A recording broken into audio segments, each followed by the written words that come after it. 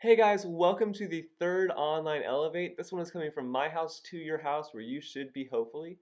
And we just wrapped up our series and Jesus Grew In, which was based on Luke 2:52. And we're going to hop not into another series yet, but just to a one-off little thing right here from Philippians 4:2 through 8. So just a short little verse. I've titled this one Choose Joy. And before we hop into the text and see what this letter is about, I want to give you a little bit of context. So, Paul is the writer of this letter to the Philippian church, and he's writing it from prison. So, not the best circumstance for him, but he's writing this as like a thank you and slash encouragement to the church in Philippi because they've been an encouragement to him while he's been there. And so we're in the end of it. We're literally in the last chapter of the letter, and it's a very short letter, only 4 chapters. And so it's a very positive and happy letter. There's a lot of stuff going on before. He's just like, hey, like it's awesome. We live in Christ, and it's like you're good, joy. It's awesome. It's an encouragement.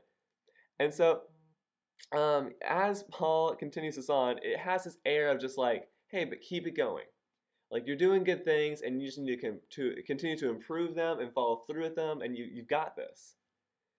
And so there's not many problems really listed in Philippi. Like the other churches, he kind of dives into their mess and he's like, and you guys keep on doing this, and you guys keep on doing that, and it's like, why? Not Philippi. They got themselves figured out. So, uh, but then we get to chapter 4 where it seems like this is a really great letter of encouragement, and then Paul's like, and there's these two women, and he names them, which it just my biggest fear would be named as someone who has a problem in one of Paul's letters. Like no one else, like, hey, this is an awesome, happy letter, but but then these two people, and he names them, and they have hard names, and so I'm gonna say them. I'm actually gonna put like even like how you pronounce them right here, so you can try because they look hard. I'll give it to you. So the first one is Euodia, and the second one is Syntyche. And so those are the two women. He names them and he starts off with it and he's like, hey, listen, you two women need to listen to me, and here's the answer to your problem. Um, and we're not even sure what the problem is though. That's the crazy part. He's just like, hey, listen, you two women, you need to listen to this. He doesn't name their beef. Paul's a really respectful guy because he doesn't say because Euodia, you're the one who baked the cake wrong or whatever, right? We don't get to know that bit there. So we're gonna hop right into the text and see what the problem is and what Paul's answer for them is. So verse 2 of chapter 4. I entreat Euodia and I entreat Syntyche to agree in the Lord. Yes, I ask you also, true companion, help these women, who have labored side by side with me in the gospel together with Clement and the rest of my fellow workers, whose names are in the book of life. Rejoice in the Lord always. Again I will say, rejoice. Let your reasonableness be known to everyone. The Lord is at hand. Do not be anxious about anything, but in everything by prayer and supplication with thanksgiving let your requests be made known to God. And the peace of God, which surpasses all understanding, will guard your heart and your mind in Christ Jesus. Finally, brothers, whatever is true, whatever is honorable, whatever is just, whatever is pure, whatever is lovely, whatever is commendable, if there's any excellence, if there's anything worthy of praise, think about these things. That's some prison poetry by Paul for the church of Philippi. I love the alliteration. Let's break it down. So let's break down what we just read. Paul shines a light on three main pieces of what being a Christian kind of looks like. Not that these are the only three, this is not the full recipe, but this will get you close to making a cake, right? Kind of thing. So, the first one, rejoice. Choose joy. I mean, that really is it. He says it twice. It's so important. He's like, rejoice. Again, I say, rejoice. It's vital to conflict resolution.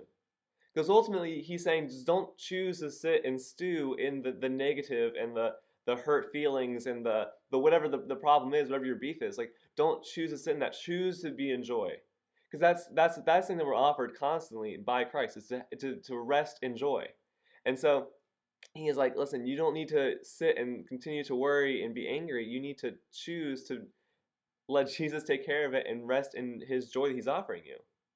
And this is not necessarily saying like you just need to be super jazzed and happy and bubbly. Because if you're not like that kind of natural, person naturally, it's not like, well, am I a bad Christian because I'm not naturally a bubbly kind of. That's not what joy is. Not happiness. Joy is choosing to have the right outlook and the right kind of heart and mindset in all situations. And that's something that we can only get from Jesus. And so the next point that Paul has kind of plays off of this because they're really similar. So we have joy, and we don't have the same worries. Like, listen, you don't have to have the same problems that the world is saying you need to have. You don't need to sit in anger. You can sit in joy because that's what Jesus is offering. And then because of that, you don't have to be anxious. Um, this Wednesday on our Zoom meeting, we talked about anxiety. This is what we talked about. Not this set of verses, but we talked about how important and how vital it is to overcome anxiety because anxiety is something that God is not offering you. He's offering you to even take it honestly. He's saying that listen, you don't need to hold on to this. And Paul's saying it here. Paul 6 and Paul in verse 6, gosh, he directs us in a way that is prayer. He says, and in prayer you need to in thanksgiving and supplication you need to give it to God. You need to this is the way you do it. You pray. And so I'm going to ask the question: when was the last time you prayed during quarantine? That's a kind of a challenge. And if you've done it today, you're like, oh, I did it today, and there's no burden on your heart. But if you're someone who hasn't prayed during quarantine, that one kind of hurts because you realize that you've been trying to kind of do this on your own. And so Paul's saying, listen, you don't have to do it on your own. You're going to be anxious, and you're going to be worried, and you're going to feel like you're burdened, you're scrambling when you're trying to do it on your own, but you just need to find that Jesus is going to take it for you, and you don't need to be anxious about it. Um, we are supposed to live in a peace that surpasses all understanding. That's a famous verse. If that's is when someone references Philippians, it's usually peace that surpasses all understanding. And that means that it doesn't even make sense. The world seems to be on fire outside of our doors right now. I'm not even allowed outside of my door. I'm assuming it's on fire, right? And so Paul's saying, listen, beyond like Jesus's his peace that he's offering you to overcome anxiety, it doesn't make sense because we feel like we should be anxious, but Jesus's peace calms us down. And then the final part here that Paul kind of hits into is focus or perspective, depending on who you want to talk about it. Where he says, don't let the things of the world steal your focus. He says to think about all of these things, right? He says, whatever is true, whatever is honorable, whatever is just, whatever is pure, lovely, commendable, if they are excellent, if they are worthy of praise, then think on these things. Look for the good works that God is still doing. God is not inactive during a pandemic. And so it's easy to look at the news cycle and kind of go like, man, everything's going. We don't have enough masks. Like no one's getting like jobs are being lost. Like the world is scary, and I'm incapable of changing the situations around me. It feels hopeless, and that's all I want to focus on because it's overwhelming me. But God is saying, no, you need to focus. Paul, sorry, God, they're saying you need to focus on me. You need to focus on the things that are lovely, that are pure, and those are the things that are from God. And so my hope is that during this time that you choose not to focus on the negative news cycle, but you're reaching out to your friends and you're asking, hey, like what's going good in your life? Like how are you doing? What can I help you with? And you're seeing that God is still able to do works, and you're seeing the miraculous part of God's nature, which is that nothing can stop him from doing good. And so that's really it, right? I mean, that's the simple, short lesson. But I think it's vital to hear it right now, right? Like it, if we can really choose to sit in joy, and we can find peace, and we can overcome our anxiety, and we can continue to focus on the things that God is doing, then this pandemic and this quarantine feels like nothing. It's something that God's already conquered, and it belittles the struggle that we feel. And that's Paul's lesson. And that's what we had for today. Um, but my reminder my final thought, if you heard nothing else, and you only take away this one part, is that you need to remember that God is still at work, and that you need to find the honorable. You need to choose joy, give up your anxiety to God, and then continue to look at the ways He's still working for good. I am really glad you watched. Thank you so much for joining in. Again, I miss y'all. I hope that you are doing all right. And Emily's about to come on and kind of wrap this up. But again, I'm just so appreciative that you tuned in for this week. Thank y'all. Hey guys, so this week Eli talked about three main things: joy, focus, and peace. And this week, we want to challenge you in all three of those things. With joy, we want to challenge you to every day write down 3 things that either you're thankful for or things that brought you joy.